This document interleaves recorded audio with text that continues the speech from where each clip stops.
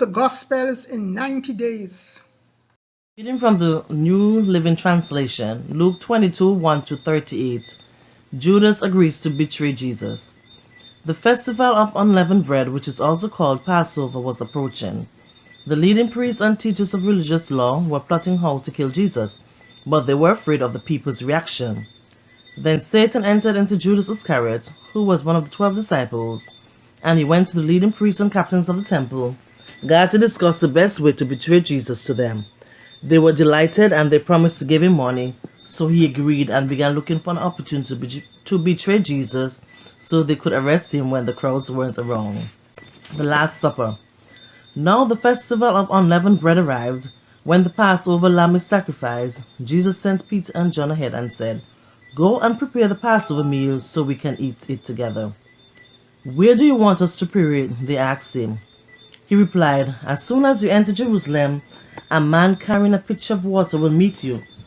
Follow him at the house he enters, say to the owner." The teacher asked, "Where is the guest room where I can eat the Passover meal with my disciples?" "He will take you upstairs to a large room that is already set up. That is where you should prepare your meal." They went off to the city and found everything just as Jesus had said, and they prepared the Passover meal there. When the time came, Jesus and the apostles sat down together at the table. Jesus said, "I have been very eager to eat this Passover meal with you before my sufferings begin. For I tell you now that I won't eat this meal again until its meaning is fulfilled in the kingdom of God." Then he took a cup of wine and gave thanks to God for it.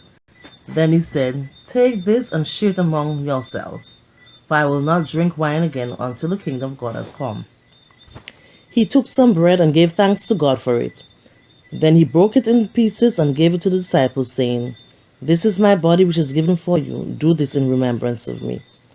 After supper he took another cup of wine and said, "This cup is the new covenant between God and his people, an agreement confirmed with my blood, which is poured out as a sacrifice for you.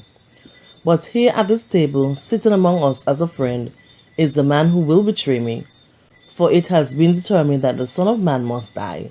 But what sorrow awaits the one who betrays him?" The disciples began to ask each other which of them would ever do such a thing. Then they began to argue among themselves about who would be the greatest among them. Jesus told them, "In this world the kings and great men lord it over the people, yet they are called friends of the people. But among you it will be different. Those who are the greatest among you should take the lowest rank, and the leader should be like a servant. Who is more important, the one who sits at the table or the one who serves? The one who sits at the table, of course, but not here, for I am among you as one who serves. You have stayed with me in my time of trial, and just as my Father has granted me a kingdom, I now grant you the right to eat and drink at my table in my kingdom, and you will sit on thrones judging the 12 tribes of Israel."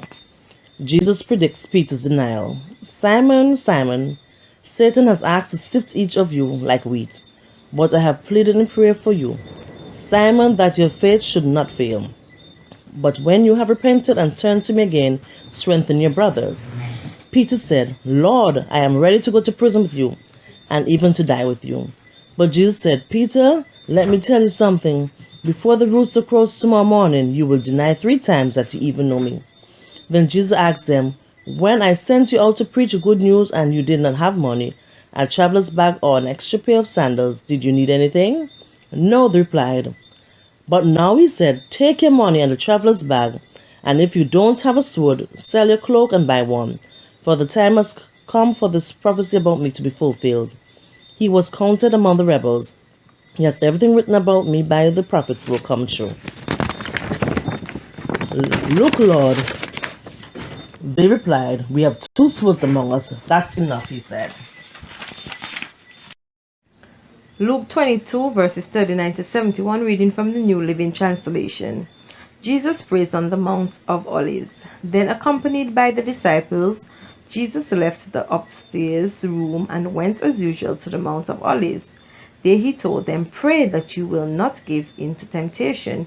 He walked away about a stone's throw and knelt down and prayed, "Father, if you are willing, please take this cup of suffering away from me. Yet I want your will to be done, not mine." Then an angel from heaven appeared and strengthened him.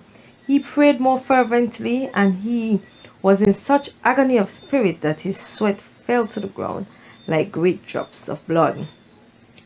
At last he stood up again and returned to the disciples, only to find them asleep, exhausted from grief. "Why are you sleeping?" he asked them. "Get up and pray, so that you will not give in to temptation." Jesus is betrayed and arrested. But even as Jesus said this, a crowd approached, led by Judas, one of the 12 disciples. Judas walked over to Jesus to greet him with a kiss. But Jesus said, "Judas, would you betray the Son of Man with a kiss?" When the other disciples saw what was about to happen, they exclaimed, "Lord, should we fight? We brought the swords." And one of them struck at the high priest's slave, slashing off his right ear. But Jesus said, "No more of this." And he touched the man's ears and healed him. Then Jesus spoke to the leading priests, the captains of the temple guard, and the elders who had come for him. Am I some dangerous revolutionary?" he asked, "that you come with swords and clubs to arrest me?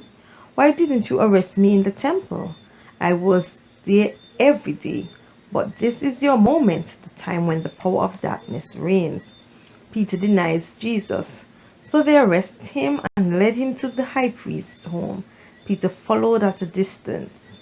The guards lit a fire in the middle of the courtyard and sat around it, and Peter joined them there. A servant girl noticed him in the firelight and began staring at him. Finally, she said, "This man was one of Jesus' followers." But Peter denied it. "Woman," he said, "I don't even know him." After a while, someone else looked at him and said, "You must be one of them." "No, man, I'm not," Peter retorted.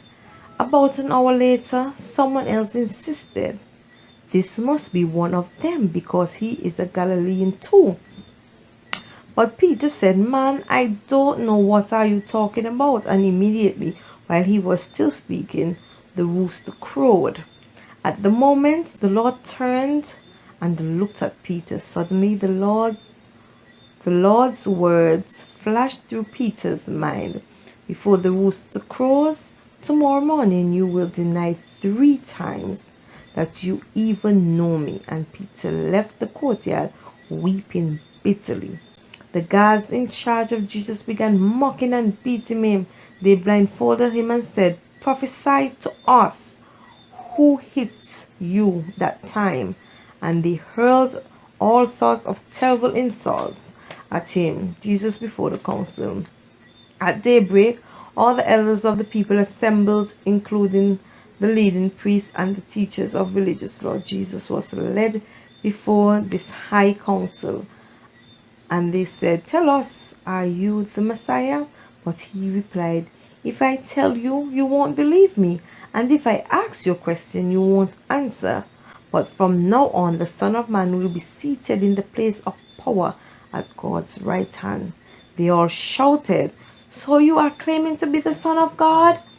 And he replied, "You say that I am. Why do we need other witnesses?" They said, "We ourselves heard him say it."